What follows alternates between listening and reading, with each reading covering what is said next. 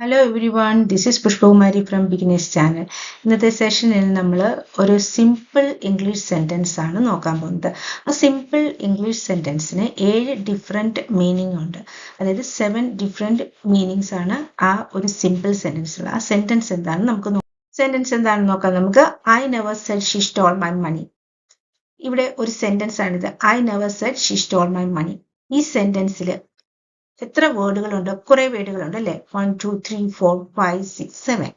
7 വേർഡ്സിലും ഞാൻ സ്ട്രെസ്സുകൾ വ്യത്യസ്തമായി കൊടുക്കുകയാണ്. ടോൺ വ്യത്യസ്തമായിട്ട് കൊടുക്കുകയാണ്. ഐക്ക് ഒരു പ്രാവശ്യം സ്ട്രെസ് കൊടുക്കുന്നു, നെവറിന് ഒരു പ്രാവശ്യം സ്ട്രെസ് കൊടുക്കുന്നു, സെഡിന് ഒരു പ്രാവശ്യം, അതുപോലെ ഷീക്ക്, സ്റ്റോൾ, മൈ, മണി.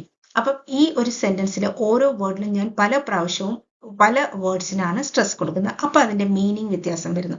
അതെങ്ങനെയാണെന്ന് നമുക്ക് നോക്കാം. I never said she stole my money. ഞാൻ പറഞ്ഞതല്ല, മറ്റാരെങ്കിലും ആയിരിക്കാം. I never said she stole my money. someone else might have said it, but not me.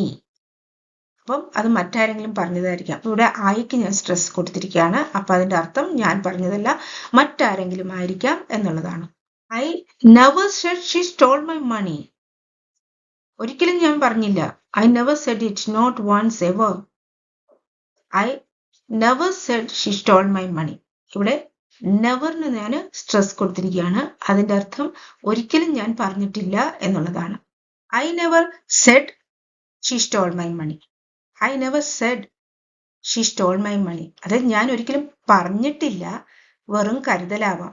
May be I thought it, but I never said it എന്ന് പറഞ്ഞിരിക്കുകയാണ്. അതായത് ഞാൻ ഓർത്ത് കാണും, പക്ഷെ ഞാനത് പറഞ്ഞില്ലായിരുന്നു.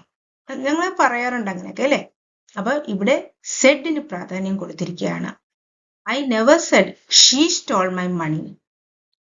അവള് കട്ടെടുത്തൊന്നും ഞാൻ പറഞ്ഞില്ല, മറ്റാരെങ്കിലും ആയിരിക്കും കട്ടെടുത്തത് എന്ന് ഇവിടെ പറയുക. അതായത് ഷീക്ക് നമ്മൾ സ്ട്രെസ് കൊടുത്തിരിക്കുകയാണ്. someone stole it, but not her, maybe someone else. I never said she stole my money. അവൾ കട്ടെടുത്തൊന്നും ഞാൻ പറഞ്ഞില്ല, മിസ്അണ്ടർസ്റ്റുഡ്. ഓക്കെ, അത് മനസ്സിലാക്കിയത് വ്യത്യാസം. ഞാൻ കട്ടെടുത്തൊന്നും ഞാൻ പറഞ്ഞിട്ടില്ല.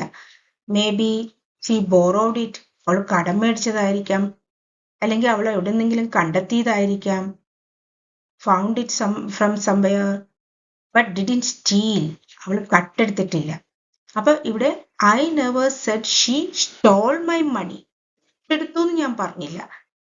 ഇവിടെ അർത്ഥം വേറെയാകുന്നു. I never said she stole my money. എന്റെ പൈസ കട്ടെടുത്തൊന്നും ഞാൻ പറഞ്ഞിട്ടില്ല, മറ്റാരുടെയെങ്കിലും ആയിരിക്കാം. She may have stolen money, but not mine. അവൾ പണം കട്ടെടുത്തിട്ടുണ്ടാകാം, പക്ഷെ അത് എന്റേതല്ല. I never said she stole my money. പണമല്ല, ഫോൺ ആയിരിക്കാം, ചിലപ്പം വേറെ എന്തെങ്കിലും തിങ്സ് ആയിരിക്കാം. ഞാൻ എന്റെ പണം കട്ടെടുത്തു എന്ന് ഞാൻ പറഞ്ഞില്ല. I never said she stole my money.